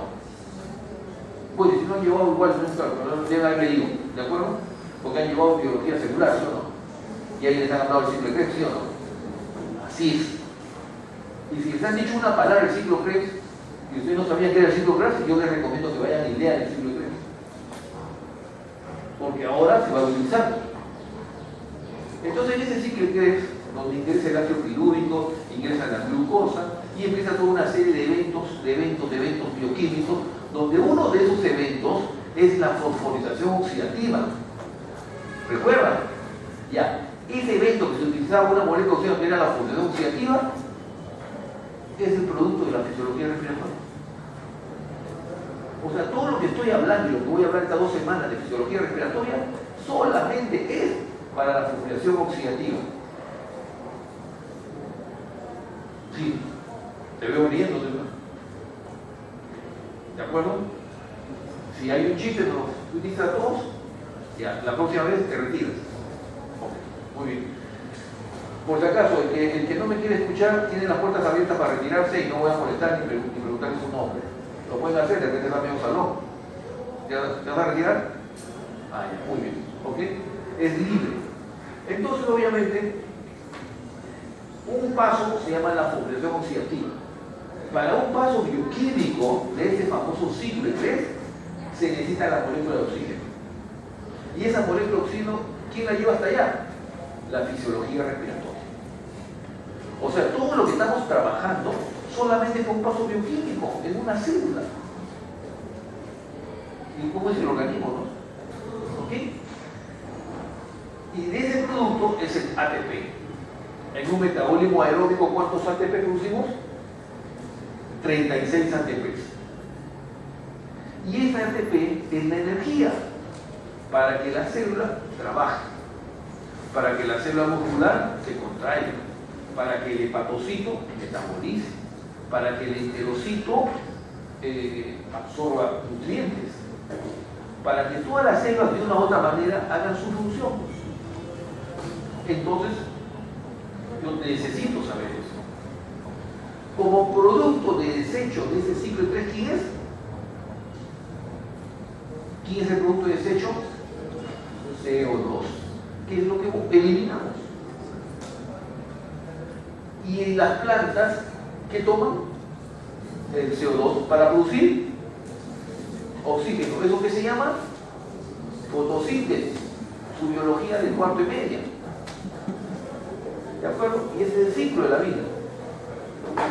Entonces nosotros vamos a hablar de fisiología respiratoria solamente en un paso de que es el oxígeno que está en este medio que ingrese hasta la célula para que produzca la fosforización oxidativa. Y de esa manera produzca el ATP. Por consiguiente, si yo empiezo a hacer actividad física, empiezo a consumir oxígeno y me empiezo a botar CO2. A mayor metabolismo celular, mayor consumo de oxígeno y mayor CO2 boto. Y como consumo el oxígeno, ¿qué pasa con las moléculas libres de oxígeno en sangre? ¿Qué pasa? ¿Qué pasa? ¿Qué pasa? ¿Qué pasa? Si yo tengo moléculas libres de oxígeno y estoy consumiendo esas moléculas, ¿qué pasa con las moléculas libres de oxígeno? ¿Qué pasa? ¿Aumenta, disminuye o es igual? Sin miedo, disminuye, sin miedo. Es lógico, ¿no? Porque estoy consumiendo las moléculas, empleándolas en este mecanismo oxidativo y empiezo a botar CO2. Y por consiguiente, las moléculas de oxígeno caen y el CO2, ¿qué pasa? ¿Qué pasa con el CO2? Aumenta. A mayor metabolismo celular, cae oxígeno y aumenta el CO2. Esa caída de oxígeno y ese aumento de CO2, ¿en qué se expresa? Esas moléculas libres, ¿en qué se expresan? En la presión de oxígeno, en la sangre. Por consiguiente, la presión arterial de oxígeno empieza a caer y la presión arterial de CO2 empieza a aumentar, porque el CO2 se está produciendo por el metabolismo celular cuando yo hago una actividad física. Entonces, en nuestro organismo existen unos corpúsculos neurales que se encuentran en el callado de la aorta y en la carótida interna. Se llaman en lo que viene a ser en fisiología cardiovascular, ¿cómo se llaman ellos? Los varo. Así es. Ya ustedes han hecho eso en cardiología. Los varoreceptores que van a tomar los valores de la presión, ¿sí o no? Acá existen los quimioreceptores, que se encuentran también en el callado de la aorta y en la carótida interna. Y se llaman quimioreceptores, que por estar en esta zona se llaman quimioreceptores periféricos. Y si existen quimioreceptores periféricos, también existen quimioreceptores centrales. Entonces, los quimioreceptores periféricos son corpúsculos neurales que se encuentran en el callado de la aorta y la carótida interna. Callado de la aorta y la carótida. Parece peor que colegio esa. Ya. Estás riendo igual que tu compañero, las puertas están abiertas y te retiras, no hay problema. Porque cada uno con eso hace interrumpe en dos cosas. Uno, primero que me obliga a llamarle la atención. Segundo, que parto y detengo la clase. Y tercero, me quitan la ideación y peor, incomodan a tus compañeros. ¿Es así o no? ¿De acuerdo? Así que por respeto mutuo de todos nosotros, por favor, dejemos hacer comentarios así. Te veo riendo, te veo ahí. ¿De acuerdo? Sigo. Entonces, estos quimioreceptores que se encuentran en la carótida interna y el callado de la aorta están detectando los valores de la presión de oxígeno y de CO2 en la sangre. Los quimioreceptores centrales, los periféricos se encuentran callados en la carótida interna y los centrales se encuentran en la leptomeninge y que están tomando los valores del CO2 y del oxígeno del líquido cefalorraquídeo, que no viene a ser otra cosa más y que es la misma expresión del CO2 y oxígeno que está en la sangre. Los quimioreceptores periféricos toman los niveles de CO2 y oxígeno de la sangre. Entonces, ¿qué ocurre? Los quimioreceptores periféricos fundamentalmente toman el valor del oxígeno. Fundamentalmente es estimulado por el oxígeno y parcialmente o mínimamente por el CO2. El CO2 es un ácido y por consiguiente por el pH y la concentración de hidrogeniones. Cuando tenemos acidemia, el pH, ¿cuánto es? ¿Por encima o por debajo del 7.4 fisiológico? Por debajo del 7.4 fisiológico. Y cuando yo tengo un pH por debajo del 7.4 fisiológico, ¿cómo está la concentración de hidrogeniones? ¿Por encima o por debajo de lo normal? Por encima de lo normal. Eso lo tiene que tener muy claro, compañeros. ¿De acuerdo? Porque es parte del ser personal de salud. Entonces, ¿qué estoy diciendo? Que los quimioreceptores periféricos fundamentalmente toman los valores de oxígeno como referencia y estímulo. y parcialmente el valor del CO2 y por consiguiente del pH y de los hidrogeniones. Pero los quimiorreceptores centrales son estimulados fundamentalmente por el CO2, exclusivamente por el CO2 y no por el oxígeno. Y si es por el CO2, es también por el pH y es también por la concentración de hidrogeniones. Muy bien. Entonces, ¿qué es lo que sucede? La calidad del oxígeno o el incremento del CO2 estimulan los quimiorreceptores, los periféricos y los centrales, dependiendo de lo que hemos hablado. Y esos quimiorreceptores, sobre todo los periféricos, le mandan información al centro respiratorio por intermedio de un par craneal. Y ustedes ya han hecho neurofisiología, ¿sí o no? Y han hecho neuroanatomía. Por consiguiente, ustedes saben los 12 pares craneales. Por consiguiente, ustedes saben cuando digo el par 9, qué par es. Y el par 10, qué par es. ¿Cuál es el 10? El vago. ¿Cuál es el 9? El glosofaringe. Entonces, fundamentalmente envían esa información por el nervio, por el 9 y el 10, el 9 y el 10, fundamentalmente por el 10, que es el vago, que es la vía colinérgica o parasimpática. ¿Cuál es el neurotransmisor de la vía parasimpática? Ya lo deben saber, yo no tengo que eso ya, inclusive ustedes ya pasaron ese capítulo, deben saber cuál es el neurotransmisor de la vía colinérgica. Acetilcolina. ¿Y cuáles son los receptores? Muscarínicos y nicotínicos. Así es, eso ya deben saber, eso ya es saber, es como nuestro apellido y nuestro nombre. Llevan la información al centro respiratorio. En el centro respiratorio, como vamos a ver más adelante, existen núcleos. El núcleo amnéusico, el núcleo neumotáxico, el grupo ventral, el grupo dorsal. Vamos a ver. Esa información es analizada. Estos núcleos se encuentran en el puente, en la protuberancia. Es analizada. Y cierto un impulso, como hay poco oxígeno, el oxígeno ha caído, y como hay mucho CO2, producto del metabolismo celular, el centro respiratorio manda una información por el nervio. ¿Cuál es el nervio que inerva el músculo más importante de la respiración, que es el diafragma? ¿De acuerdo? Entonces, manda un impulso neural por nervio frénico hacia el diafragma. Y el diafragma se contrae. El diafragma está relajado en una cúpula y se contrae. Al contraerse, el diafragma genera una presión negativa en la caja torácica. Es como cuando yo tengo una jeringa y bajo el émbolo de la jeringa. Genera una presión negativa dentro de la jeringa y el aire se desplaza de un ambiente de mayor presión a un ambiente de menor presión. ¿Está claro? Es un evento mecánico.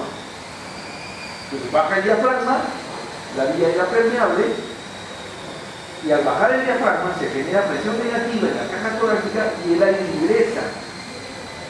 Y al ingresar el aire en esa inspiración, las moléculas ingresan con una fracción inspirada de oxígeno de 0.21. Y esas moléculas ingresan libres de oxígeno y ejercen una presión en la vía aérea que se llama presión inspirada de oxígeno, que va a depender de qué? De la fracción inspirada, y depende del porcentaje de oxígeno inspirado, va a depender de mis 37 grados centígrados, o sea, mi presión de vapor de agua de 47 milímetros de mercurio a una temperatura corporal de 37 grados centígrados, y va a depender de la presión barométrica de 760 milímetros de mercurio. Y con todo ello ejerce una presión inspirada de ¿cuánto? 150 milímetros de mercurio. Siguen bajando las moléculas y llegan a tener presión alveolar. ¿Cuánto es la presión alveolar? 100 milímetros de mercurio. Y después atraviesan la membrana alveolo capilar por difusión, que ya la vamos a explicar más adelante, y generan una presión arterial. ¿Cuánto es la presión arterial? De 100 a 80. 100 en gente joven como ustedes y 80 probablemente en una persona de 80 años. Por consiguiente ejerce una presión de 100 milímetros de mercurio. Y con esa presión de 100 milímetros de mercurio, los quimiorreceptores detectan y dicen, uy, ya subió la presión, porque estaba baja, la habían consumido por el ejercicio. Al subir la presión, Entonces dice, ya no es necesario que sigas inspirando. Y le manda un impulso inhibitorio al nervio frénico. Y el impulso inhibitorio que hace con el nervio frénico, da el impulso inhibitorio y el diafragma que estaba contraído se relaja y adopta su función habitual. La presión negativa de la caja torácica se reduce y el aire sale. Y con él el CO2. Y el CO2 cae. Y se produce la expiración. En ese momento que se produce la expiración, el alveolo se distancia, que vamos a ver más adelante, del capilar, se consume nuevamente el oxígeno por el metabolismo celular y vuelve a caer el oxígeno y es detectado por los quimioreceptores y le vuelven a mandar otra vez el impulso y se da el ciclo. Y usted está respirando sin darse cuenta. Inspira, alguien se cayó, se desmayó por ahí, ¿no? Inspiran y expiran. Inspiran, expiran. Con presiones negativas. Inspiran, expiran. Inspiran, expiran. Inspiran, expiran. Y eso, esa inspiración que genera un volumen. Expiran y el volumen cae. Y empiezan a tener un volumen de respiración. ¿Está claro? ¿Está claro? Bien sencillo. Eso que he hablado es el control respiratorio. El control de la respiración. Los quimioreceptores son los responsables fundamentalmente de este control. Pero resulta que no solamente son los quimioreceptores, sino que también hay otras influencias. Por ejemplo, la voluntad. ¿Dónde está la voluntad? Ustedes han hecho neurofisiología y ¿dónde está en qué parte del cerebro se expresa la voluntad? ¿Dónde? En la corteza cerebral. Y de ello envío, yo digo voluntariamente voy a hacer una inspiración máxima y la hago, ¿no? Voluntariamente, usted está respirando y nadie se percata. Pero yo, sin embargo, he estado moviendo y haciendo mi movimiento respiratorio de acuerdo a mi voluntad. Tomo aire hondo, boto el aire, respiro rápido, aguanto la respiración, tomo aire hondo y aguanto la respiración. Dejo de respirar voluntariamente. Puedo hacer, ¿no? Porque yo puedo influenciar por mi voluntad hacia el centro respiratorio. Lo que no puedo hacer en el corazón, porque yo no puedo decir a mi corazón, haz una asistolia. Y digo, párate, no puedo hacer eso. Porque es un mecanismo autónomo, o tiene otro sistema. Mientras que en la fisiología respiratoria y en los centros respiratorios yo lo puedo comandar. Pero no lo puedo hacer permanente. Aguanto la respiración, ¿cuánto tiempo? 10 segundos, 20 segundos, 1 minuto, 2 minutos, 3 minutos, pero vaya un momento que tenga que respirar, porque en ese momento que está ocurriendo estoy aguantando la respiración, me estoy consumiendo el oxígeno, y mis quimioreceptores están detectando y le están diciendo al centro respiratorio, oye, respira, pero yo le digo de mi corteza, digo, no lo hagas. Y están ahí los dos, ¿no? Estoy bajo el agua en el Titanic, me estoy ahogando, estoy tratando de llegar a la superficie, bien si llego y respiro afuera. Y si no llego, ¿qué va a pasar? Voy a respirar, pero en el agua. Claro. Y voy a abrir la boca y voy a tomar una boca. ¿Y qué va a pasar? Me ahogo.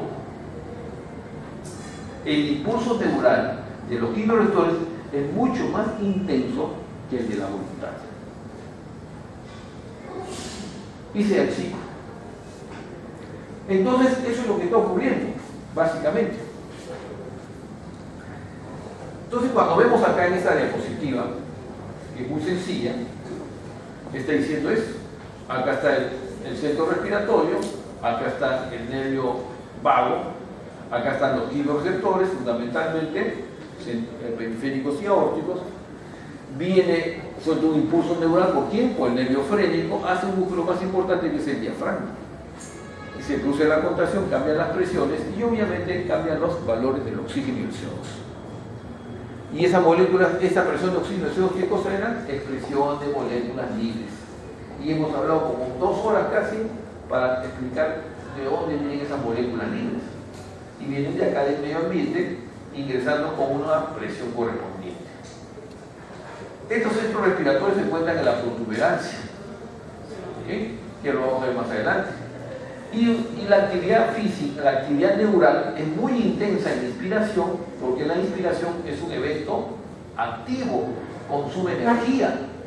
Es un evento que hay una acción neuronal importante. Por eso decimos que la inspiración es activa y mientras que la expiración lo que ocurre es una inhibición de los mecanismos neurales. Y esa inhibición hace que se relaje el músculo y por eso decimos que la expiración es un evento pasivo. La inspiración consume energía, la expiración en reposo no consume energía. ¿De acuerdo? La inspiración tiene actividad neuronal, la expiración no tiene actividad neuronal, tiene inhibición de actividad neuronal. Y se da el ciclo respiratorio. Inspiran, expiran y nadie se está dando cuenta. Y la frecuencia respiratoria normalmente ¿cuánto es? 10 a 15 veces por minuto. 10 a 15 veces por minuto. Si ustedes respiran 15 veces por minuto, dirían eso es 60 entre 15. ¿Cuánto demora cada movimiento respiratorio? 60 entre 15, ¿cuánto es? 4. 60 entre 15 es 4.